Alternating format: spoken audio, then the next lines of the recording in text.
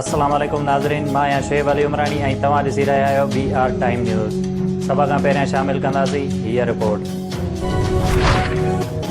वज़ीर आज़म इमरान ख़ान जा अपोज़िशन ते वार। मौलाना फज़लुर रहमान, आसिफ ज़रदारी ऐं शहबाज़ शरीफ़ जा नाला खणी तनक़ीद। इमरान ख़ान चयो आहे त हिकु तरफ़ ख़तरनाक डीज़ल, ॿिए तरफ़ ख़तरनाक धाड़ियल ज़रदारी ऐं टे तरफ़ ड्रामेबाज़ शोबाज़ आहे। टई खुआ मुंहिंजो शिकार करणु निकिता आहिनि, मां टिनी जूं विकेट्स उॾाए छॾींदुसि। हुननि वटि नंबर ई पूरा न आहिनि, हुकूमत कीअं केराईंदा। कुझु बि थी पवे पोइ ते न हटंदुसि, हिननि खे न छॾींदुसि। जनरल बाजवा सां हाणे फ़ोन ते ॻाल्हि थी आहे। हुन फज़लुर रहमान खे डीज़ल चवण खां रोकियो। मूं खेसि चयो जनरल बाजवा मां न, पर खेसि आवाम डीज़ल जो नालो ॾेई छॾियो आहे। वज़ीर आज़म इमरान ख़ान चयो त हुननि मूंखे चयो त लंदन भॼी वियल नवाज़ शरीफ़ खे बि भॻोड़ो न चवां। अपोज़िशन लीडर शहबाज़ शरीफ़ ऐं मौलाना फज़लुर रहमान जी बि वज़ीर आज़म इमरान ख़ान खे वार्निंग।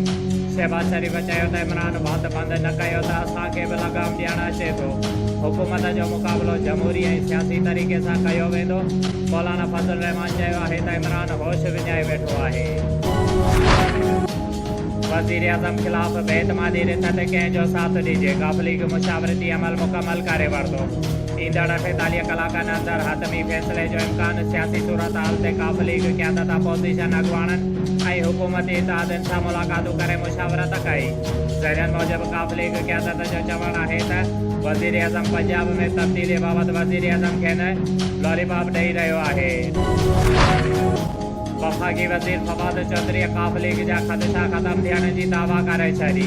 फवाद चौधरी चयो आहे त पंजाब में हिकु अनार ऐं 100 बीमार वारो हाल आहे। हुकूमत मज़बूत आहे, नंबर बि पूरा आहिनि। अपोज़िशन नाकामी ॾिसी इल्ज़ाम हणी रही आहे। पंजाब में बि हिननि खे कुझु न मिलंदो।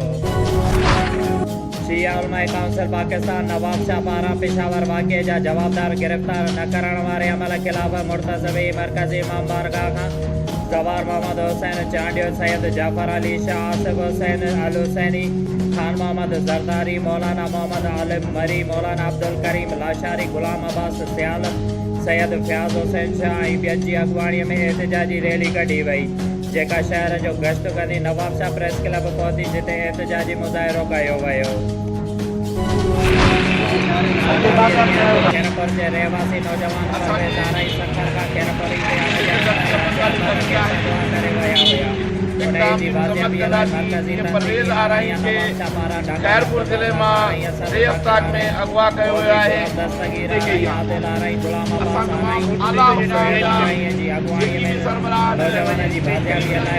या हुकूमत जा जेकी बि असांजा मुख्य आहिनि, तमामु कंहिंसां मुतालबो कयूं था सिंध में रहंदड़ तमामु क़ौमी सां ॾिनो वञे ऐं उन्हनि सां जेका बि ज़्यादती थिए थी ऐं कंहिं बि क़ौम सां, कंहिं बि बिरादरी सां, कंहिं सां बि को बि ज़्यादती थिए थी, असां सभु गॾु आहियूं। शेब अली उमरानी खे ॾींदा इजाज़त। वधीक ख़बरुनि ऐं अपडेट्स लाइ ॾिसंदा रहो BR टाइम न्यूज़।